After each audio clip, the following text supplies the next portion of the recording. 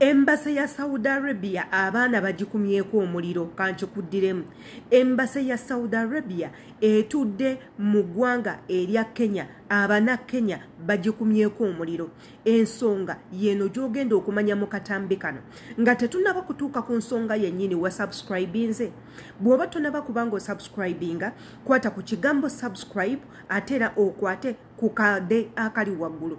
Akade ako kagenda kuyambako buli video gye tuteekayo ogenda kubanga ogiraba egenda kukutuukako. Wabula ng'ateera mu katambi tonneerabira yenze Sheila Adita aliwo okubanga mbatuusako programs zino zonna mwebale kubanga mutwekumirako kambatumireko mwena abali e Saudi Arabia ngamba mwe abajja okukola abali e Dubai abali Oman abali e Qatar abali e Uganda munsi zonna zonna gye muli imbagala nnyo baganda bange temujjanga okwo osobola okusharingako link noyita bannabala babiri nga batwegattako anti fe waka gwe tuteekawo nti yesitaza wa kusomesa wa kuwabula wakukansolinga tuzaamu n'amaanyi erimwe abageetaaga so wobanga oneetaaga don't resist to reach me out. Kwendi ku Facebook nga nkozesa Sheila Adita page, ku TikTok kwendi nina account 2 beyi nene then nina ne Sheila Adita 0 jango berenga onchekingako am ever at your service.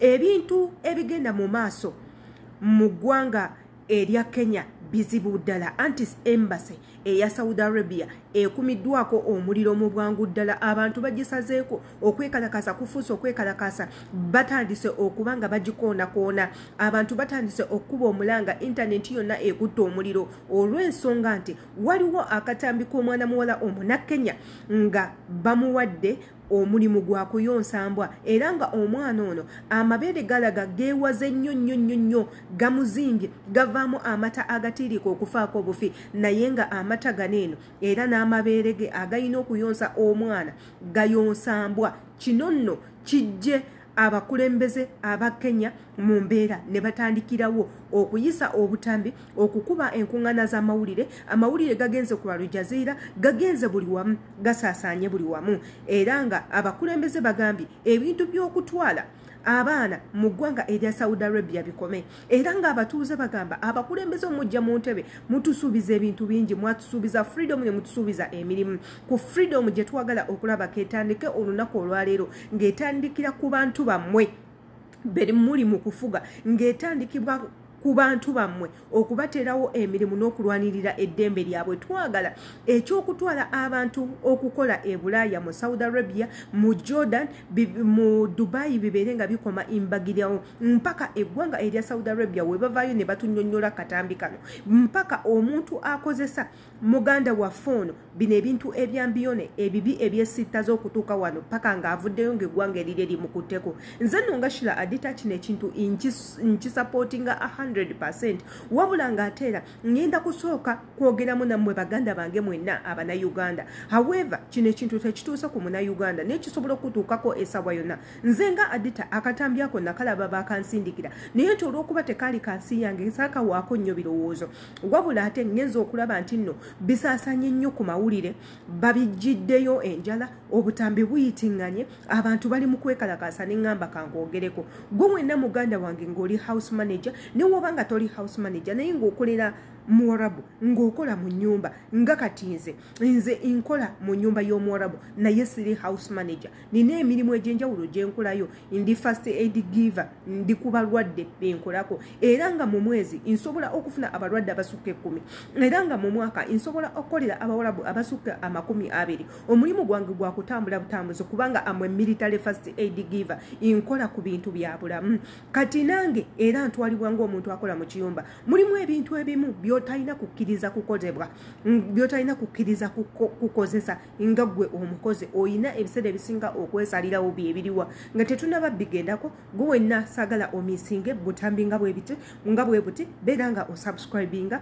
okwate ku notification bell wona ogikwata ku kigenda kukuyamba buli video yonna gye tuteekayo egenda kuba ekutuukako oba video ki egenda kuba nga ekutuukako. Jjukira video zaffe ziri educational ziri inspirational we do we do give counseling and we do motivate. Tetuli wano kusiga buchayi ayagala obuchayi tebuliwo. Gwe wenna muganda wange mbadde nchaliko mwe akole waka tokkirizanga kukozesa bintu nga webiti. Ebintu byomanyi nti bigenda kusula mu buzibu, ebintu byomanyi nti bichamu, ebintu byomanyi nti akulagira obikola tasobola kubikola. Muganda wange, once you agree to something like that, ogenda kubanga weesodde matigga.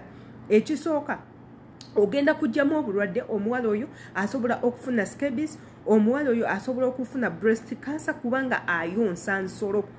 Kankikuddemu, asobola ofuna breast cancer lwansonga ali mu kuyonsa nsolo, tayonsa bantu. Ekintu ekirala, omuwala oyo asobola okufuna ekirwadde kyonna ekiva ku nsolo ne kibeera nga kimuyingira lwansonga ziri nsolo ate ye muntu. Ye omuwala oyo asobola okuluzinga obulamu just like that mu bintu ebitaliimu. Emirimu mingi nnyo egiri eno mu nsi zino ez'Ebulaaya, emirimu egiri awkward nga kati ejo ekyokubanga bayonsa ebisolo. Waliyo abeegatta n'ebisolo nga gwe bakuleesa ofuuke malaaya naye nga nsolo ze zikozesa. Waliyo ebintu by'okulunda ebisolo, wild animals, nga gwe bakuloose nga bize bagenda okulundisaamu. Wabula nga gwe omukozi oli waddembe okugamba I have no experience ku mulimu guno sigenda kugukola, you be understood.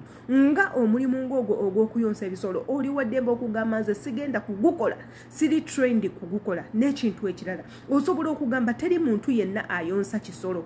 Bwe mubanga mwagala kino ekintu ekikole, I need a letter. Neetaaga ebbaluwa okuva mu ministry etwala abakozi. Oli waddembe okukyogerako, tewali agenda kugaana. Jjukira ensonga lwaki babakozesa emirimu nga gino egitalina makulu, unprofessional jobs, emirimu egidisturbinga, emirimu egiri awkward, lwansonga bakimanyi mwe temwasoma, bakimanyi you have no say, bakimanyi tolina gy'ogenda kulopa kubanga ogenda kubeera confiscated nga bakutadde mu nnyumba yaabwe, obeere omwo tofuluma, terina omu gw'ogenda kugamba gwe bakuleese kukola. However, ne wobanga oyagala ssente okukirawo, emirimu ng'egyo temugikolanga, mugenda kufiirwa obulamu. Gavumenti ya Kenya evuddeyo negamba nti ebintu webi tebirina okuba nga birekeraawo. Era gavumenti ya Kenya eyogeddeko ne ku nsonga ya Uganda negamba ne neighboring countries batandikirewo okubanga beekalakasa ebintu webi bibeere nga bikoma. Gwe ki kyolowooza katambi kano? Njagala mmanyi kyolowooza ng'okitadde mu comment section, obeere nga oteekamu erinnya lyo ne wawa osinzidde okubanga ondaba ate era embaagala nnyo.